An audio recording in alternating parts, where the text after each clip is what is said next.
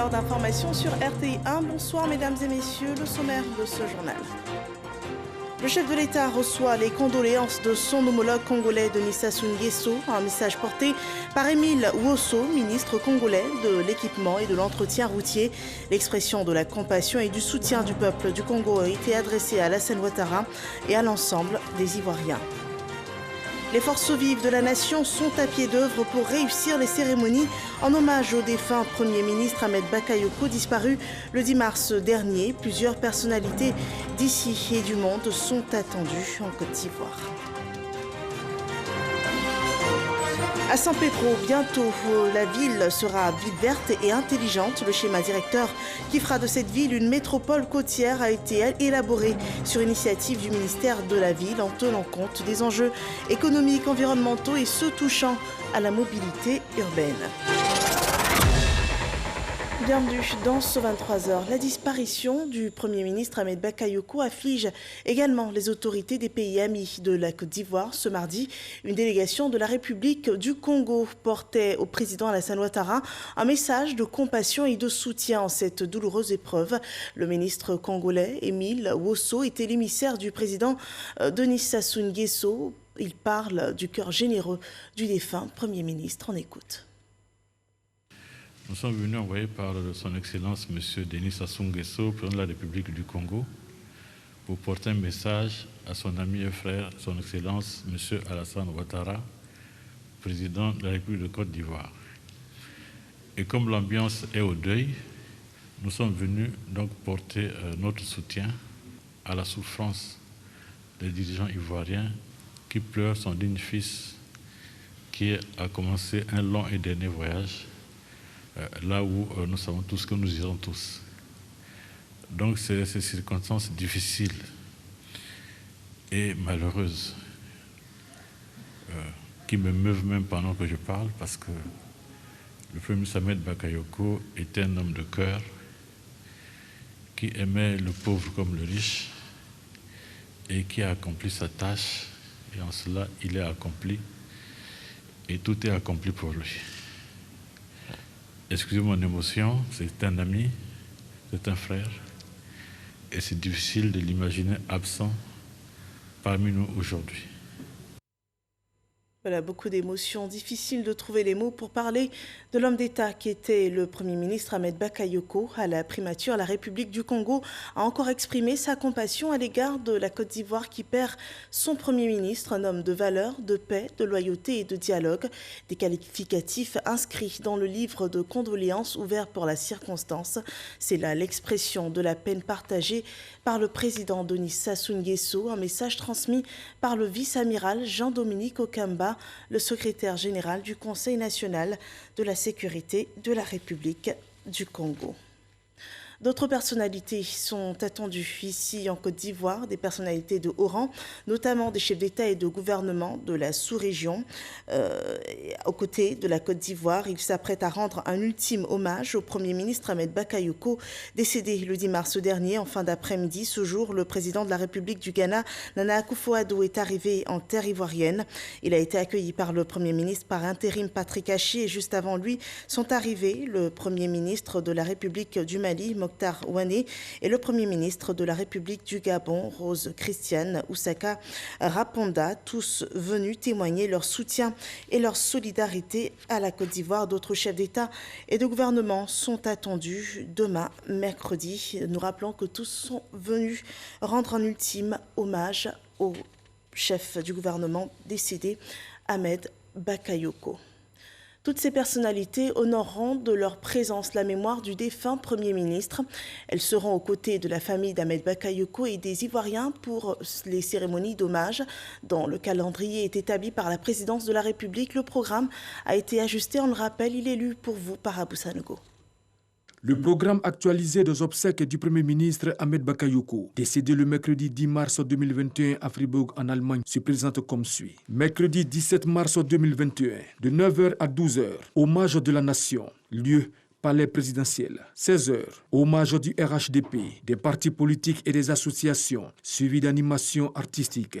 lieu stade Alassane Ouattara de Bempé. Jeudi 18 mars 2021, de 10h à 13h, levée du corps à Ivo Sepp suivi du transfert à Séguéla. Vendredi 19 mars 2021, de 12h30 à 13h30, prière suivie de la levée du corps à la grande mosquée de Séguéla. 14h30, inhumation dans la stricte intimité familiale. Dimanche 21 mars 2021, de 9h à 12h, cérémonie du 7e jour au stade d'Abobo. Notez bien, le présent programme remplace le précédent. Fait à Abidjan le mardi 16 mars 2021, le directeur général du protocole d'État, Hippolyte Yeboué.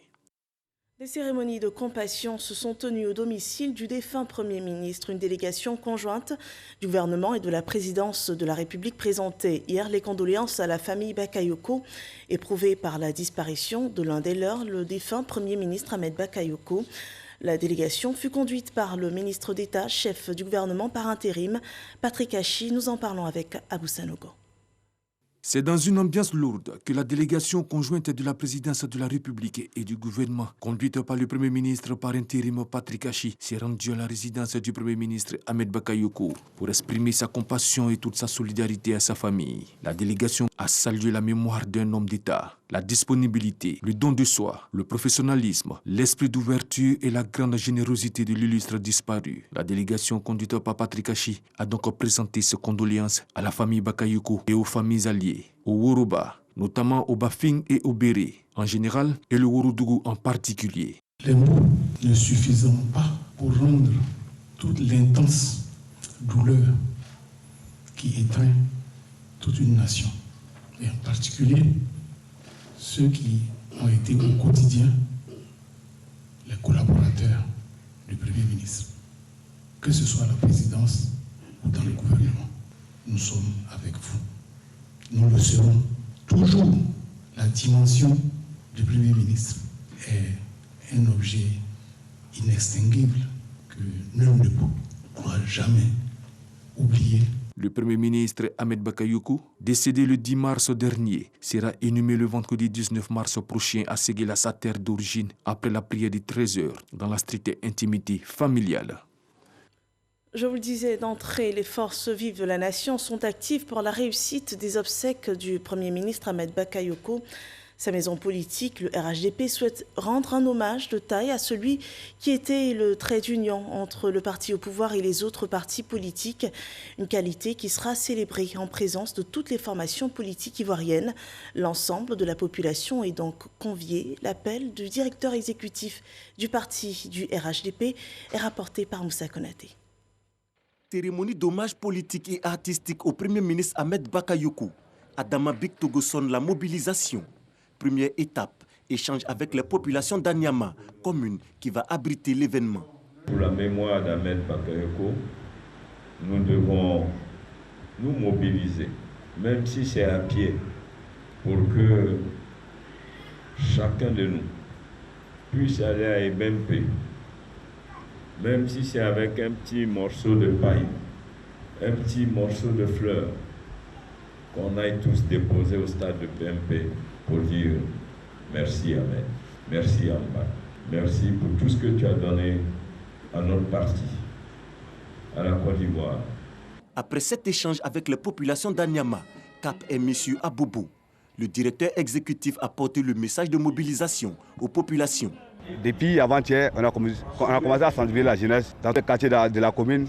Vraiment, on va rendre hommage à notre étoile d'État, Ahmed Bakayoko. J'appelle toutes les femmes du RHDP, les comités de base, les sections, les départementales, les membres de leur bureau, les régionales, les membres de leur bureau. Nous devons nous retrouver toutes au stade pour rendre le dernier hommage à notre Ambak. La délégation s'est ensuite rendue à Adjamé, la commune où a vécu le défunt Premier ministre.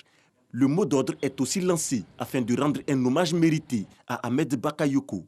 C'est un témoignage, c'est le rendez-vous entre ceux qui l'ont aimé et lui-même, mais c'est surtout le rendez-vous de la reconnaissance, de sa générosité et de sa disponibilité pour l'ensemble des Ivoiriens, quelles que soient leurs origines, leur religion. Ambak, c'était Ambak. La cérémonie d'hommage politique et artistique au chef du gouvernement au stade de Bempé se fera en deux phases, de 16h à 18h. Les interventions des acteurs politiques suivies de la soirée artistique avec les artistes nationaux et internationaux. Et au cours de la journée de demain, la mémoire d'Ahmed Bakayoko, aussi appelé Ambak, sera honorée pour sa contribution au domaine culturel. Celui qui est connu de tous les artistes d'ici et d'ailleurs sera célébré sur une grande scène au stade olympique Alassane Ouattara d'Ebimpe. Cet après-midi-là, des installations étaient à 80% du taux d'exécution. Tout devrait donc être prêt pour l'ouverture de cette grande fête à Ambak, le Golden Boy, suivant ce reportage de Walter Amadou Ouattara. Situé dans la commune d'Anyama, au nord d'Abidjan, le stade olympique Alassane Ouattara d'Ebimpe a été choisi pour abriter l'hommage des partis politiques et des associations suivies d'animations artistiques. Un pan des préparatifs des obsèques du Premier ministre Ahmed Bakayoko. Actuellement, nous sommes à 80% des installations, podium, écran, vidéo, sono. Les tests vont commencer ce soir à partir de 23h. La lumière, la sonorisation, vidéo, l'électricité. Il y a des groupes électrogènes qui sont là pour assurer en fait au cas où il y a des coupures. En tout cas, tout sera bon, tout sera prêt. Au cabinet du ministre des Sports, le premier responsable des lieux assure que toutes les dispositions ont été prises pour la réussite de l'hommage souhaité mémorable. Toutes les mesures sont prises pour recevoir les mesures sécuritaires, les mesures d'accueil, les mesures d'ambiance et que nous repartions de ce lieu avec le sentiment d'avoir rendu un vibrant hommage à un homme d'engagement, un homme de foi et un homme d'espérance. Rassemblons-nous en respectant bien sûr les mesures barrières, en respectant toutes les consignes qui vont être dictées pour notre sécurité. Les associations de jeunes sont impliquées à tous les niveaux afin de garantir la mobilisation. Nous demandons à toute la jeunesse d'être disciplinée demain pour aller rendre hommage à notre mère, de rester concentrés, de rester dans la logique de notre mère. À toute la jeunesse féminine dans toute son entièreté et à la jeunesse d'Abobo. Et nous devons sortir massivement demain, mercredi, dès 6h, pour remplir le stade de Bimpe. Comme le Premier ministre n'a jamais su faire la différence entre les jeunes des différents partis politiques, c'est comme ça que les jeunes sortiront. Peu importe leur appartenance religieuse, peu importe là où ils vivent, ils sortiront, oui, encore une fois, pour démontrer aux yeux du monde que oui, ils aiment leur mère et que c'est pour eux une manière de lui dire, monsieur le maire, cher père, cher guide, cher parrain, voilà, nous vous aimons, vous demeurez à jamais en nous. Du côté de la chapelle politique, de l'illustre disparu, le RHDP, on invite également à l'ordre et à la discipline. La jeunesse doit continuer de donner le bon exemple, tant prôné par Ahmed Bakayoko. Nous avons une population de 2 millions d'habitants et on a une jeunesse de près de 85%. Je voudrais que cette jeunesse sorte nombreuse pour envahir le stade et Bimpe. Sa politique au niveau d'Abobo, c'était autour de la culture, les arts et le sport. Or, tous ces éléments représentent la jeunesse. Abobo, c'est la commune de la paix. Abobo, c'est la commune de la cohésion. Abobo, nous avons appris à faire de grands événements ici, dans la discipline. Et c'est ce que nous allons démontrer encore une fois. Rappelons que le stade olympique Alassane Ouattara d'Ebimpe a une capacité d'au moins 60 000 places. Voilà, on voit bien la jeunesse s'investit pour rendre un ultime hommage à Ahmed Bakayoko. Il n'était pas que l'homme politique ou l'ami des stars, il était aussi l'ami de tout le monde, l'homme du peuple. Il avait l'art d'intégrer tous les milieux. Chose surprenante, l'enfant du Worodougou était aussi membre de la génération d'Ougbo Agman, qui a ses marques dans le village Abata de la commune de Majerville. Ses congénères lui rendent hommage dans la pure tradition à Tchan, suivant ce récit de Didier Nguessin. La danse guerrière à Tchan honorait un congénère, Ahmed Bakayoko. L'illustre disparu appartenait à la génération d'Ougbo Agban d'Abata Village depuis le début des années 2000. Cet hommage est un devoir mémoriel et les témoignages sont à la hauteur de la libéralité dont faisait preuve le Premier ministre. Il était un homme vraiment soucieux de l'état des femmes. Parce que Ahmed Bakayoko voulait que la femme africaine, la femme ivoirienne sorte de la pauvreté. Mais comment? À travers son fonds Mayama, un fonds qu'il a mis à la disposition des femmes pour pouvoir entreprendre. C'est un modèle pour nous, un modèle pour la jeunesse parce qu'il a tracé les signaux de la réussite de la jeunesse. Il a fait comprendre à la jeunesse que ce pays-là doit appartenir à la jeunesse demain. Cet héritage-là, nous allons le garder précieusement. Après s'être recueilli devant le portrait mortuaire, le chef du village, Hyacinthe Djomo, et sa suite ont donné de la voix dans la plus tradition Atchon, de même que le député maire de Benjerville. C'était quelqu'un qui parlait avec passion du village d'Abata. C'est un fils véritable qui part. Et le cœur est meurtri. Et ce que nous sommes en train de faire, c'est petit par rapport à ce qu'il représente pour nous. Et voilà le sens, voilà nos pleurs, voilà nos craintes. Mais le reste appartient à Dieu. C'est lui qui a donné, c'est lui qui reprend. La Côte d'Ivoire perd un homme d'État, un homme de mission, un homme de devoir. Et aujourd'hui, Abata ne peut pas rester en marge parce qu'Abata aussi perd son fils. Et grâce à Ahmed Bakayoko, ce village est en train de sortir de sa léthargie. Il était important pour nous aussi de venir apporter notre pierre à la compassion de l'État de Côte d'Ivoire. À l'homme de culture qu'était le Premier ministre, ces artistes ont écrit et porté en mélodie des chansons en sa mémoire. Seigneur, Seigneur mon Dieu. Voilà, Ahmed Bakayoko, homme de tous les milieux. Il était par-dessus tout l'homme d'État, Premier ministre, chef du gouvernement, ministre de la Défense. Il a aussi conduit le gouvernement ivoirien durant 8 mois. 6 jours après sa disparition, la rédaction s'interroge sur son bilan économique. Lui qui avait priorisé l'apaisement du climat politique ivoirien a également travaillé à la mise en œuvre du plan de soutien et de relance de l'économie ivoirienne en pleine crise de Covid-19. Le sujet est à la loupe de Mahama Traoré et c'est le dossier Eco Plus de ce mardi. On regarde.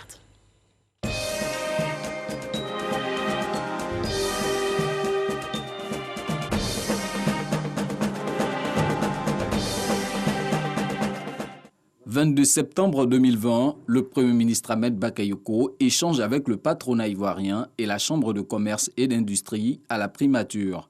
Suivra le 5 octobre une autre rencontre avec les fêtières des PME. Le chef de gouvernement connaît bien le monde des affaires pour avoir été patron d'entreprise avant d'exercer des fonctions gouvernementales. Je suis conscient que si on change, si on arrive à avoir un partenariat qui donne des résultats, ça va changer la face du pays. Si Ahmed Bakayoko mise tant sur le partenariat renforcé, c'est parce qu'il a pleinement conscience du rôle de moteur de la croissance qu'incarne le secteur privé avec une part de 60% de l'investissement national et plus de 80% des emplois créés. Et pour matérialiser ce partenariat renforcé, il actionne le cadre de concertation État-secteur privé à l'effet d'étudier l'ensemble des préoccupations. Elle se résume entre autres au décaissement des lignes de crédit mises à la disposition des entreprises pour la riposte à la Covid-19, le paiement des crédits d'impôt, de la dette intérieure et de l'accès des entreprises nationales au marché public. Dans ce dialogue bipartite, les hommes d'affaires sont tout de suite impressionnés par l'effet de la méthode AMBAC. Quand vous dites ce que vous voulez, il attend de vous des solutions. Et quand vous proposez des solutions, immédiatement, quand ça va dans son sens, ou quand il trouve que ça peut avoir un impact sur d'abord les PME elles-mêmes, sur la Côte d'Ivoire, sur l'économie, automatiquement, il réagit. Il était spontané. Le Premier ministre nous avait présenté une approche pragmatique et une volonté d'apporter des réponses concrètes aux préoccupations du secteur privé. Pragmatique, homme de résultats, au bout de quelques semaines d'échanges, les lignes commencent à bouger dans le bon sens pour le monde des affaires. La gestion du fonds Covid, il y avait quelques retards, tout, il a dit qu'il en faisait son affaire. Il a donné un coup de fouet, justement, au règlement de ces fonds vis-à-vis des PME, secteur privé, et on est passé très rapidement de 5 milliards en un temps record à 10 milliards. Et ensuite, vers la fin, on était à plus de 25 milliards.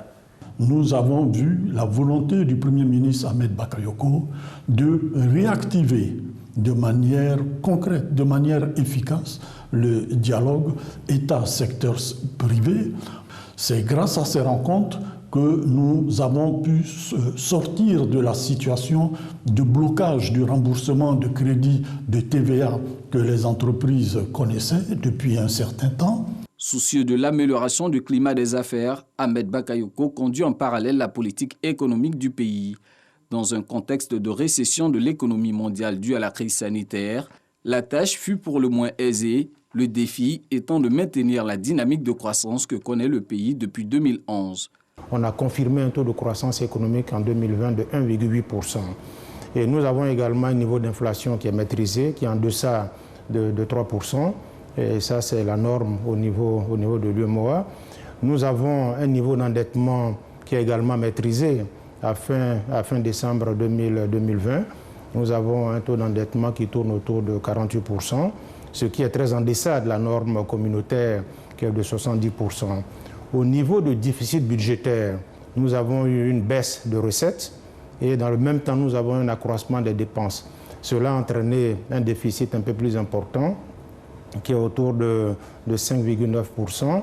En plus de la récession évitée, le gouvernement d'Ahmed Bakayoko engage une levée de fonds sur les marchés financiers internationaux à travers 2 émissions d'eurobonds réussies. Ce sont des opérations qui sont soldées par des résultats exceptionnels parce que nous avons eu des taux vraiment considérés comme inédits au niveau du continent africain.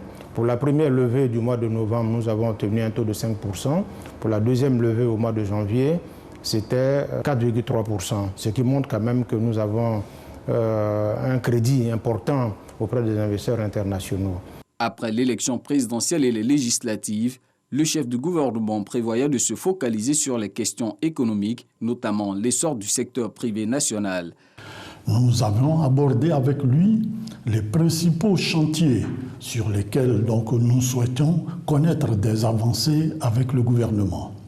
Il s'agit du chantier de la promotion des champions nationaux.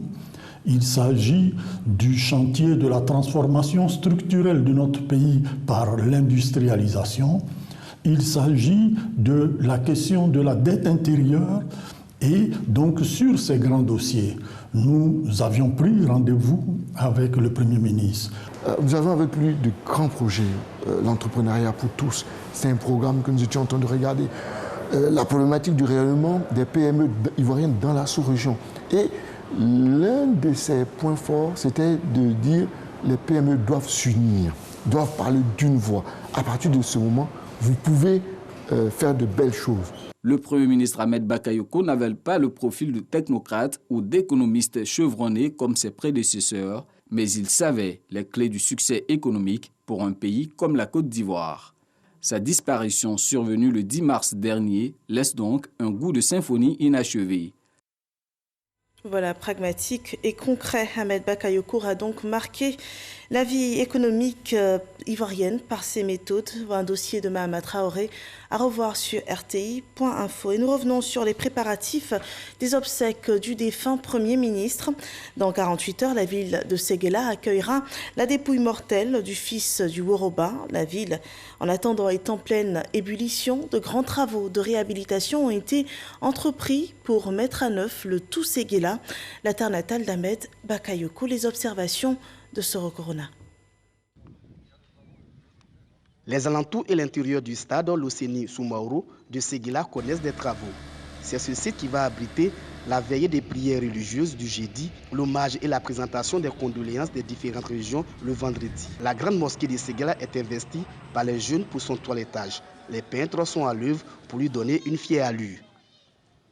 Des bâtiments administratifs et privés reçoivent aussi des coups de peinture. L'éclairage public est passé au peigne fin. L'héliport connaît aussi des travaux. Bref, Séguéla fait son toilettage pour recevoir la dépouille mortelle de son illustre fils et les délégations nationales et internationales. Le préfet des régions visite ces différents sites pour voir le taux d'exécution des travaux engagés. L'aéroport, évidemment, qui va servir à l'accueil du chef de l'État et la dépouille aussi. Il y a le site de la mosquée, la grande mosquée. La prière mortuaire va se faire.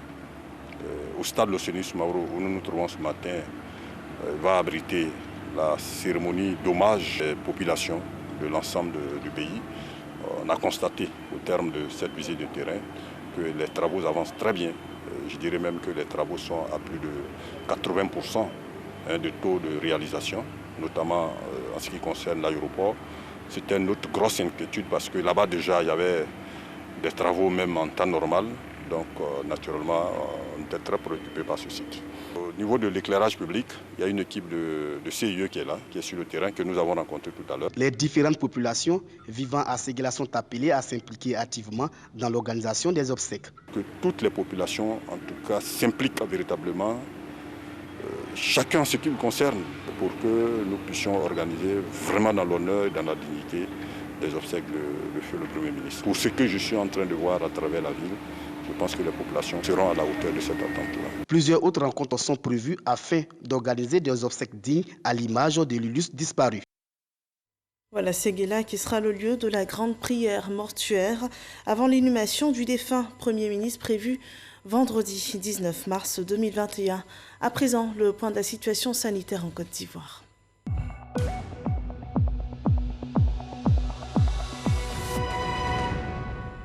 Le coronavirus circule encore. Attention, ce 16 mars, 212 nouveaux cas de Covid-19 sont enregistrés. Les autorités sanitaires notent également 495 nouvelles personnes guéries et un cas de décès.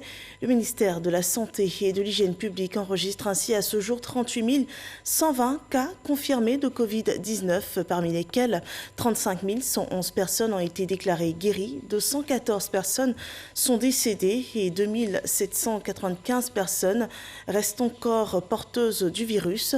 À présent, le point de la campagne de vaccination, 2267 personnes ont été vaccinées hier avec un total, donc ce qui fera un total de 17 448 personnes vaccinées en tout contre la Covid-19 depuis le début de la campagne sur la période allant du 1er au 15 mars 2021.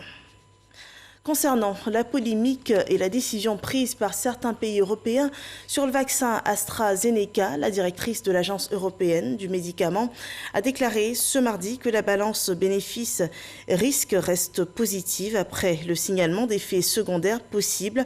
L'Agence européenne des médicaments reste fermement convaincue des bénéfices du vaccin AstraZeneca contre la Covid-19.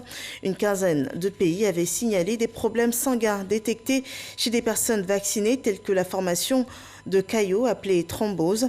Le comité de sécurité de l'agence se réunissait mardi pour évaluer ces nouvelles informations et devrait arriver à une conclusion lors d'une réunion spéciale jeudi prochain. Nous parlons à présent de projets de développement. La ville de San Pedro pourrait bientôt être reconnue comme une ville moderne, verte et intelligente. Le ministère de la Ville travaille sur le schéma directeur de ce que sera la nouvelle ville balnéaire, touristique et portuaire de San Pedro. On en sait davantage dans cet élément de Sam Kona. San Pedro, une ville voulue, pensée et créée par Félix Houphouët-Boigny, avec un schéma directeur bien précis. L'ARSO, autorité pour l'aménagement du Sud-Ouest, était chargée de la mise en œuvre. Depuis sa disparition, la ville balnéaire et portuaire a connu une explosion dans tous les sens, avec une urbanisation non contrôlée. Conséquence, des constructions anarchiques, une ville rouge du fait de la poussière et un lac constamment agressé. Le ministère de la Ville, chargé de transformer les villes qui ont connu une urbanisation mal maîtrisée, veut mettre de l'ordre et faire de San Pedro une ville verte et moderne.